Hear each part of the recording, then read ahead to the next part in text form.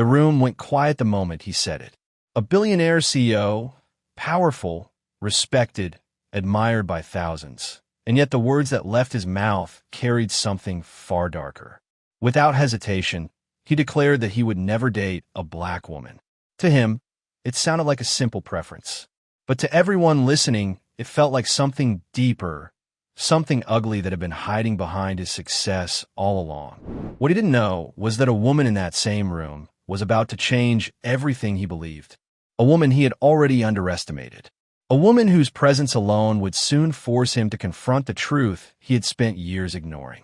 By the time the night was over, his confidence would be shaken, his reputation questioned, and the entire room would witness a moment no one could forget.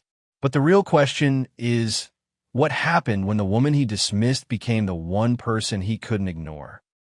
For most people in the room, that evening was just another high-profile networking event. One of those polished gatherings where success was measured by titles, expensive suits, and the size of a company's influence. Powerful executives moved from table to table, trading smiles and handshakes beneath the soft glow of chandeliers. It was the kind of place where reputations were built and alliances quietly formed.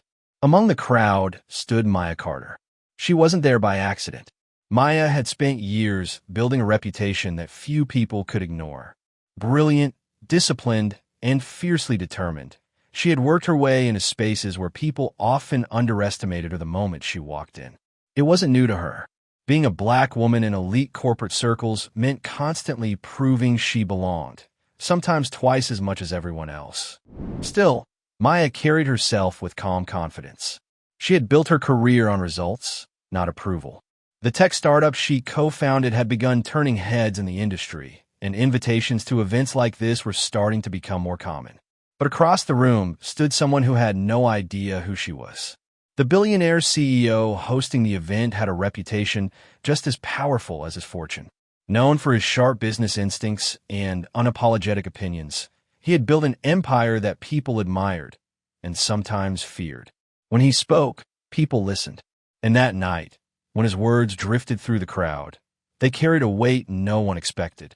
At first, it sounded like casual conversation, a passing remark, the kind of comment someone might make without thinking too much about it. But the moment those words reached Maya's ears, something shifted in the room. Because what he had just said wasn't just careless. It was something far worse. And soon, everyone there would realize that the woman he had just dismissed was someone he had seriously underestimated. At first, the words moved through the room quietly, almost like background noise. Conversations continued, glasses clinked softly, and polite laughter filled the air. But within seconds, something about what the billionaire CEO had said began to ripple through the crowd. It wasn't loud, it wasn't shouted, but it was clear. A simple sentence, spoken with complete confidence. He didn't date black women. To him, it sounded harmless, just a personal preference shared during a relaxed conversation. But to others standing nearby, the statement landed differently. The room shifted in subtle ways. A few people exchanged glances, some forced awkward smiles. Others pretended they hadn't heard it at all. Across the room, Maya had heard every word. At first, she didn't move. She simply stood there, the noise of the event continuing around her as the meaning of the comment settled in. It wasn't the first time she had heard something like that. In fact, comments disguised as preferences were almost routine in spaces like this. Quiet reminders that no matter how successful she became, some people had already decided where she belonged. But tonight felt different, because the man who said it wasn't just anyone. He was the host of the entire event. A billionaire CEO admired by investors, entrepreneurs, and media outlets around the world. The kind of man whose opinions shaped industries, and whose words carried influence far beyond a single room. And the worst part? He had said it casually, as if it were completely normal. Nearby, a few guests tried to change the subject. Someone laughed nervously. Another executive quickly began discussing business deals, hoping to smooth over the moment before it turned uncomfortable. But discomfort was already spreading. The statement lingered in the air like something heavy. Some people looked down at their drinks. Others avoided eye contact altogether. No one seemed willing to challenge the man who had just said it. Except Maya wasn't the type to simply pretend she hadn't heard it. She watched him from across the room. The billionaire CEO stood confidently near the center of the crowd, surrounded by admirers and business partners. People leaned in when he spoke. They nodded at his opinions. His presence controlled the entire atmosphere of the event. To him, the moment had already passed. He had no idea that someone in the room had heard his words and understood exactly what they meant. For Maya, it wasn't just an insult. It was a reflection of something much larger, an attitude that had followed her throughout her career. Doors that quietly closed, opportunities that suddenly disappeared. The subtle ways people questioned her intelligence, her qualifications, or her place in the room. But tonight, something unexpected was about to happen. Because the same woman he had just dismissed without even knowing her name was about to step into the spotlight of the very event he was hosting.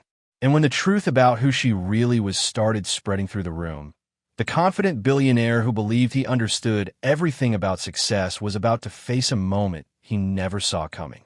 The room grew quiet as the host of the event stepped forward to begin the evening's final announcement. Conversations faded, glasses were lowered, and hundreds of eyes turned toward the stage where the billionaire CEO stood with the confidence of someone used to commanding attention. He began speaking about innovation, leadership, and the future of the tech industry.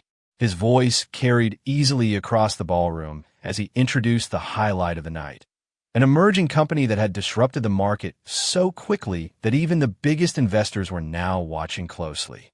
People leaned forward with curiosity, because whoever led that company was about to become the center of attention. Then the name appeared on the screen behind him. The company Maya had built. A ripple of murmurs moved through the crowd as the CEO continued speaking, praising the brilliance behind the company's strategy, the bold leadership that had pushed it into the spotlight. For the first time that evening, there was genuine admiration in his voice. But he still hadn't turned around. He hadn't seen who was walking toward the stage. Maya moved calmly through the crowd, every step steady, every eye slowly beginning to follow her. At first, a few people noticed. Then more. The whispers started spreading faster now, moving from table to table. The CEO finally turned as she reached the stage. For a moment, he didn't react. His confident expression held steady as he looked at the woman standing beside him. Then recognition began to settle in. The same woman who had been standing across the room earlier. The same woman who had heard every word he had said.